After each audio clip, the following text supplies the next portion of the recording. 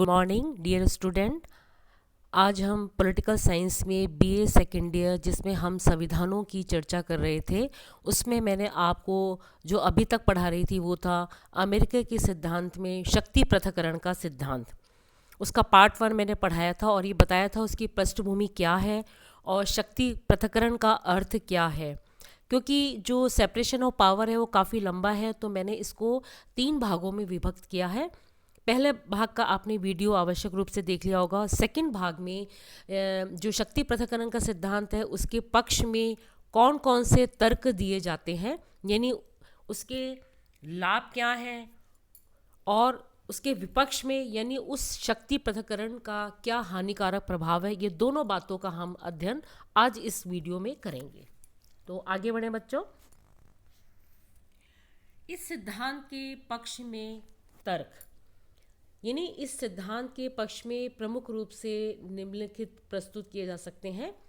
और बच्चों, ये जो मैंने आपको सारा मटेरियल दिया है कई किताबों से इकट्ठा करके दिया है, तो कुछ बातें ऐसी हैं जो आपको बुक्स में नहीं मिलेंगी, तो आवश्यक रूप से आप इस वीडियो को देखकर और उसके पीडीएफ को पढ़कर आप अपनी समस्या का समाधान आवश्यक रूप से करेंगे।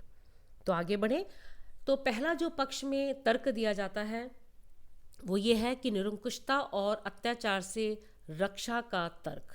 ये क्या है? तो शक्ति पृथक्करण में मैंने आपको बताया था कि व्यवस्थापिका, कार्यपालिका और न्यायपालिका ये तीनों अपने अपने क्षेत्र में काम करेंगी।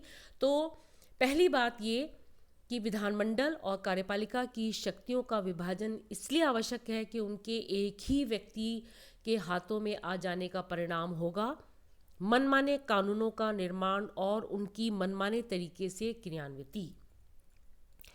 न्यायपालिका तथा विधानमंडल की शक्तियों का पृथक्करण इसलिए भी आवश्यक है कि मनमानी कानून ना बन जाए और उनका मनमानी व्यवस्था ना की जाए। कार्यपालिका और न्यायपालिका की शक्तियों को मिला देने से न्याय व्यवस्था पूरी तरह समाप्त हो सकती है। ये बड़ा इम्पॉर्टेंट इसका पॉइंट इन्होंने दिया है पक्ष में। अब जब हम इसके पक्ष में बात करते हैं तो फिर आता है इसके पक्ष में बात करने का कि विभिन्न योग्यताएं होती हैं, उनका तर्क क्या है। इसका अर्थ ये है कि शक्ति पृथक्करण सिद्धांत को इसलिए अपनाना आवश्यक है और उपयोगी है कि सरकार से संबंधित विभिन्न कार्यों को करने के लिए अलग अलग प्रकार की योग्यताओं की आवश्यकता होती है।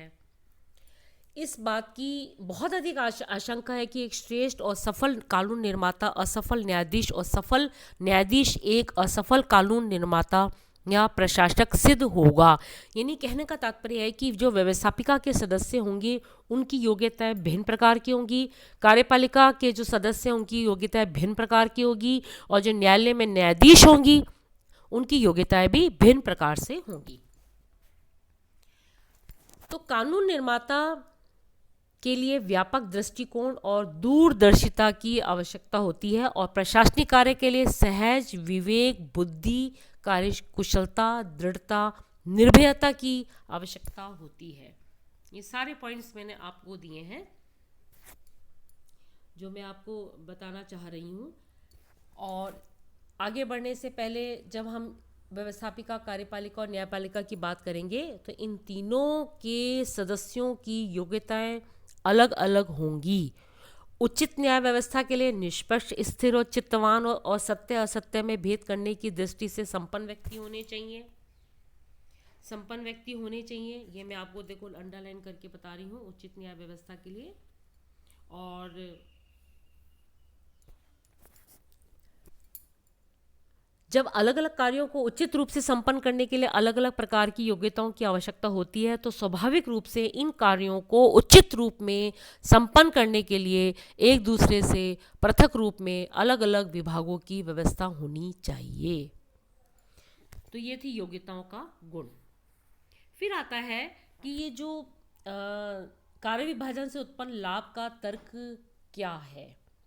तो वर्तमान समय में सरकार के कार्य बहुत अधिक बढ़ गए और किसी एक ही सत्ता से इस बात की आशा नहीं की जानी चाहिए कि वह इन सभी को सफलतापूर्वक संपन्न कर सकेगी। ऐसी स्थिति में सरकार के 3 अलग अलग विभाग होंगे और सरकार के तीनों अंगों में कार्यों और शक्तियों का विभाजन कर दिया जाएगा। तो ये तो था इसका कार्य विभाजन से उत्पन्न जो लाभ का तर्क है। फिर आगे बढ़े कि न्याय की निष्पक्षता का तर्क क्या है, यानी न्यायपालिका। तो शक्ति पृथक्करण सिद्धांत को अपनाने पर न्यायपालिका पर व्यवस्थापिका या कार्यपालिका का दबाव नहीं होगा। ऐसी स्थिति में निष्पक्ष स्वतंत्र न्याय की आशा की जा सकती है और इस सिद्धांत के अभाव में न्यायपालिका निष्पक्षता और स्वतंत्रता पूर्वक कार्य नहीं कर सकेगी। तो व्यवस्थापिका के पक्ष में तर्क हो गया, कार्यपालिका का हो गया, न्यायपालिका हो गया। अब जब हम इन तीनों की विशेषताओं का अध्ययन करते हैं तो ये उठता है कि शक्ति पृथक्करण सिद्धांत की जो आलोचना है वो है क्या। इसको मैंने 5 बिंदुओं पर लिया है शक्ति पृथक्करण सिद्धांत की आलोचना। ये मैंने एक चार्ट के डायग्राम बनाया है, उसके माध्यम से आप इसको समझना। पहले मैं पॉइंट्स बोल देती हूँ। पहला पॉइंट्स है ऐतिहासिक दृष्टि से गलत। ये इसकी आलोचना पढ़ रहे हैं हम, किसकी? शक्ति पृथक्करण सिद्धांत की। नंबर 2, शक्तियों का पूर्ण पृथक्करण संभव नहीं। नंबर 3, शक्ति पृथक्करण अवांछनीय भी है। नंबर 4, न्यायपालिका की कुशलता और निष्पक्षता का अंत। 5वां है सरकार के तीनों अंगों की असामान्य स्थिति। ये जो आलोचना है इसके कुछ भागों का तो हम इस वीडियो में अध्ययन करेंगे विस्तार पूर्वक, और कुछ भाग हैं वो हमने पार्ट 3 में लिए हैं। तो आगे बढ़ते हुए हम ये कह सकते हैं कि पहली जो इसकी आलोचना है वो आलोचना हम लेंगे कि जो शक्ति पृथक्करण का सिद्धांत है वो ऐतिहासिक दृष्टि से गलत है। आलोचना करने वाले क्या कहते हैं कि मॉन्टेस्क्यू ने अपने सिद्धांत का प्रतिपादन इंग्लैंड की तत्कालीन शासन पद्धति के आधार पर किया, लेकिन इंग्लैंड की शासन व्यवस्था कभी भी शक्ति पृथक्करण सिद्धांत पर आधारित नहीं रही। मॉन्टेस्क्यू के समय के पूर्व से लेकर आज तक इंग्लैंड में संसदात्मक शासन व्यवस्था प्रचलित है और शासन व्यवस्था व्यवस्थापिका और कार्यपालिका के परस्पर घनिष्ठ संबंध और सहयोग पर आधारित है। ये भी कहा जा सकता है कि यह सिद्धांत का ऐतिहासिक आधार ही त्रुटिपूर्ण है या गलत है। इसकी पहली जो आलोचना करने वाले ये कहते हैं। दूसरा ये कहते हैं कि शक्तियों का पूर्ण पृथक्करण संभव ही नहीं है। आलोचकों का ये कथन है कि सरकार एक आंगिक एकता यानी एक दूसरे के अंगों पर डिपेंड रहती है, आधारित रहती है। उसी प्रकार की स्थिति शासन के अंगों की है, इसलिए शासन के अंगों का पूर्ण और कठोर पृथक्करण व्यवहार में संभव नहीं है। तो शक्ति पृथक्करण सिद्धांत की अव्यवहारिकता इस बात से भी स्पष्ट है कि यद्यपि अमेरिकी संविधान निर्माता शक्ति पृथक्करण सिद्धांत से बहुत अधिक प्रभावित थे, लेकिन वहाँ पर भी यह संभव नहीं हो सका कि सरकार का प्रत्येक अंग दूसरे अंग से पूर्णतया पृथक रहकर अपना कार्य कर सके। अमेरिकी संघीय व्यवस्था अर्थात कांग्रेस कानूनों का निर्माण करने के साथ साथ राष्ट्रपति द्वारा दी गई नियुक्तियों और संधियों पर नियंत्रण है और महाभियोग लगाने का न्याय कार्य भी कर सकती है।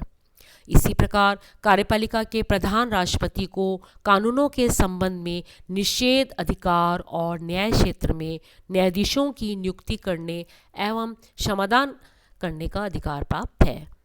तो इसकी जो आलोचना है इसके 2 भाग मैंने इस पार्ट में कर दिए हैं। अब हम जो बाकी के 3 आलोचनाएं हैं और निष्कर्ष हैं वो हम इसकी तीसरे भाग में अध्ययन करेंगे।